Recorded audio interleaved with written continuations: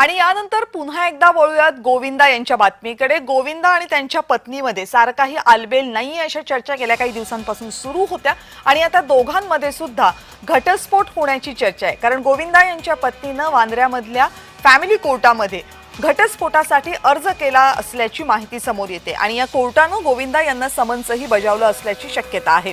गोविंदा यांच्या विवाहबाह्य खासगी आयुष्यातील काही बाबींमुळे त्यांच्या पत्नी नाराज होत्या आणि याच संदर्भात त्यांनी आपल्या पतीवर काही आरोप केल्याची सुद्धा चर्चा आहे। त्यामुळे बॉलिवूड मधला हा जुना आणि बराच काळ चर्चेत राहिलेला संसार आता टिकणार की मोडणार याकडे त्यांच्या फॅन्सचं लक्ष आहे। गोविंदा आहुजा यांच्या विवाहाचं हे प्रकरण नेमकं काय आहे, काय काय झालंय गेल्या काही वर्षांमध्ये बघूया। गेल्या काही दिवसांपासून आपल्या खासगी आयुष्यातील काही बाबींमुळे गोविंदा हे चर्चेत आहेत। त्यांच्यामध्ये आणि त्यांच्या पत्नीमध्ये मतभेद असल्याच्याही चर्चा सुरू होत्या।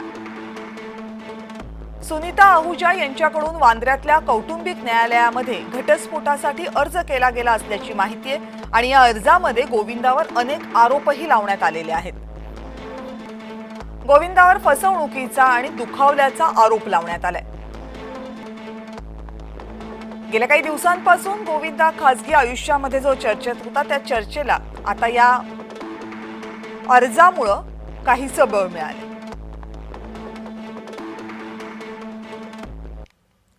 आणि याच संदर्भात काही प्रतिक्रिया समोर येत आहेत बघूया।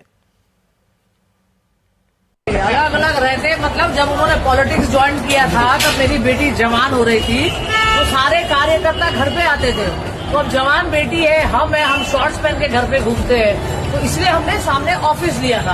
हमको, मेरे को और गोविंदा को इस दुनिया में अगर कोई अलग कर दे किसी का माई का लाल तो सामने आ जाए। खरं तर गोविंदा आणि त्यांच्या पत्नी यांचा संसार अनेक वर्षांचा आहे, पण बॉलिवूड मधलं करिअर जेव्हा गोविंदा यांचं सुरू होतं तेव्हापासून ते आतापर्यंत अनेक अभिनेत्रींशी त्यांचं नाव जोडलं गेलं। त्या अभिनेत्रींसोबतच्या त्यांच्या चर्चा सुद्धा माध्यमांमध्ये होत राहिल्या आणि त्या वेळेमध्ये सुद्धा होत राहिल्या। काय काय झालंय गोविंदांच्या आयुष्यामध्ये आतापर्यंत या सगळ्या चर्चा पाहता त्यावर एक नजर टाकू। गोविंदा यांचं नाव जोडलं होतं अभिनेत्री नीलम कोठारी यांच्यासोबत। नीलम कोठारी यांच्या गोविंदा हे प्रेमामध्ये होते अशा चर्चा होत्या आणि हे फारसं लपूनही कुणापासून राहिलेलं नव्हतं, कारण दोघांचं नातं हे जवळपास सगळ्यांच्या समोर होतं। त्यामुळे दोघांमध्ये नातं आहे हे स्पष्टच होतं। सुनीता यांच्यासोबत त्याच वेळेस गोविंदा यांचा साखरपुडा होणार होता, पण गोविंदा यांनी तो साखरपुडा तोडायचा अशी तयारी सुरू केली होती। पण सुनीता म्हणजे त्यांच्या आत्ताच्या ज्या पत्नी आहेत त्यांनी गोविंदा यांची समजूत काढली आणि त्यानंतर गोविंदा आणि सुनीता यांचं नातं चालू राहिलं, पण नीलम कोठारींसोबतचं त्यांचं नातं पुढे गेलं नाही। लग्नाचा निर्णयही त्यांनी नीलम कोठारी यांच्यासोबत घेतला होता, मात्र सुनीता यांच्याशीच अखेर गोविंदा यांनी लग्न केलं। त्यानंतर दिव्या भारती यांच्याशीही त्यांचं नाव जोडलं गेलं होतं। शोला और शबनम या खूप गाजलेला चित्रपट होता या दोघांचाही, त्यामध्ये दोघांनी एकत्र काम केलं होतं आणि याच दरम्यान दोघांमध्ये जवळीक वाढल्याची चर्चा होती। त्यावेळेसच्या काही चित्रपट मासिकांमध्ये, मॅगझिन्समध्ये या दोघांच्या नात्याबद्दल लिहिलंही गेलं होतं।